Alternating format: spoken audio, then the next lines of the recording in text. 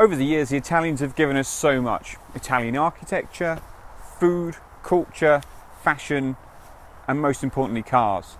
And it's one of these cars that we're going to have a look at today. It's the Fiat 500. And this is it. It's the 2016 Fiat 500 in S trim. Now, the 500 was launched in 2007 with a major facelift this year. So the question is, does it have substance to go with all that style? Well, let's find out.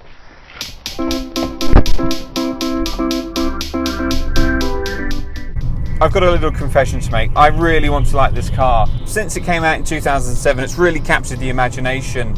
It's such a cute, cracking little car. It really embodies city life and city transportation nowadays. My concern is that Fiat haven't done enough to it. So in 2007, you would expect really a city car to be replaced maybe every 7 to 8 years as a maximum. This is going on for a long time now. We're 9 years into it, and it's got a facelift rather than an all-new model. The starting price for the 500S is £12,950. There are 4 engines to choose from. There's a 1.2 litre, 2 0.9 litre 3 cylinders, and a 1.3 litre diesel. The 500S gets a special body kit, so you get sporty bumpers, side skirts and a rear spoiler.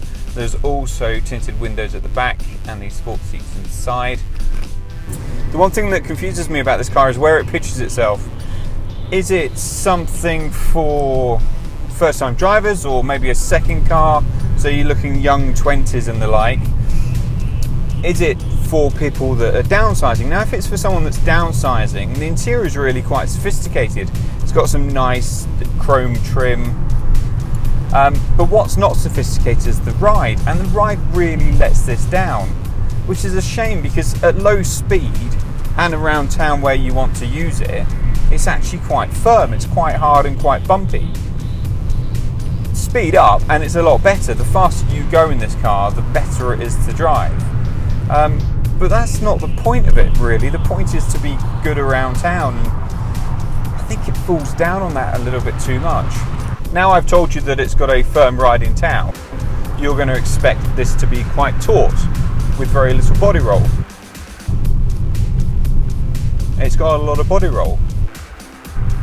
Now you're going to expect me to say it doesn't handle very well. It handles really well. It's got so much grip, and the steering's excellent. It's got a really nice feel to it. It's well weighted.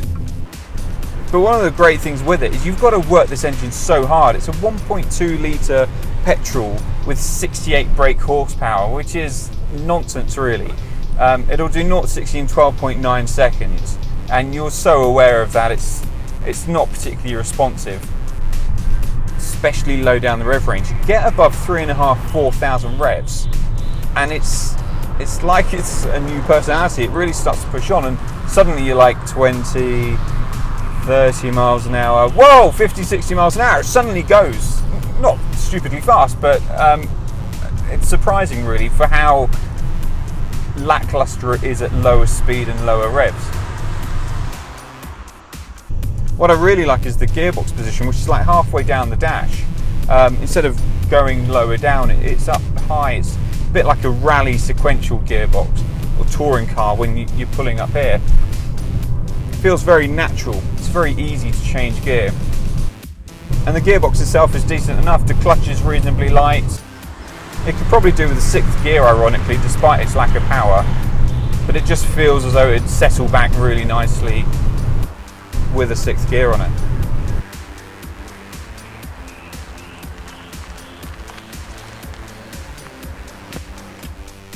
The interior of the 500S is actually very nice. You get sports seats with contrasting trim, which is also on the doors as well. You get a sports steering wheel, which is quite nice and tidy with a flat bottom to it. There's a TFT screen for your instrument binnacle, which is digital in colour and actually very stylish. There's a 7-inch sat-nav infotainment screen in the centre of the dash, which works very well, has DAB radio, Bluetooth, sat-nav if you go for the £250 TomTom package. There's automatic air conditioning. So there are a few problems in here. The first one is this seat height adjustable lever, which is very close to the handbrake. So if the handbrake's off, you actually grab the seat lever to put the handbrake on, and equally when the handbrake is up, you can rub your fingers on it. Also, that doesn't adjust the total height of the seat. It only adjusts the base, the bottom bit, so you can get tilt, but this front never adjusts, so you're always going to be pretty high, or that's going to be sticking into your legs. The third problem is the steering wheel doesn't adjust for reach, which means a lot of people will struggle to find a suitable and comfortable driving position. The biggest query with this car, it's a city car, but you want that flexibility of getting people in the back, whether it's children, whether it's friends, whether it's elderly relatives. And here's the problem. Very easy to get in and out, but once you're in, there's no headroom. So my head is touching the ceiling, my knees are touching the seat in front. I'm 5'9", so I'm not the tallest chap. I suppose if you've got a favourite chiropractor, it's not really a problem, but you're certainly not going to want to do longer journeys in this unless it's just purely for children.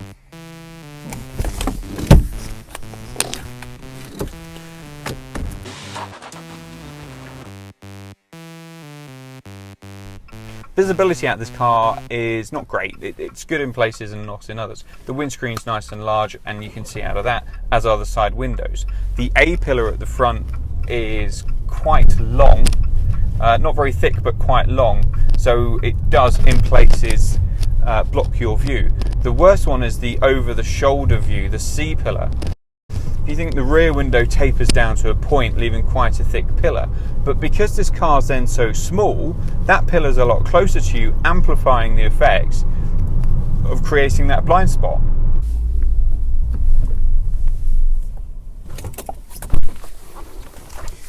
So the Fiat 500S is everything I want it to be. It's fun, it's cheeky, it's got great looks. It's also cheap to buy and it's cheap to run.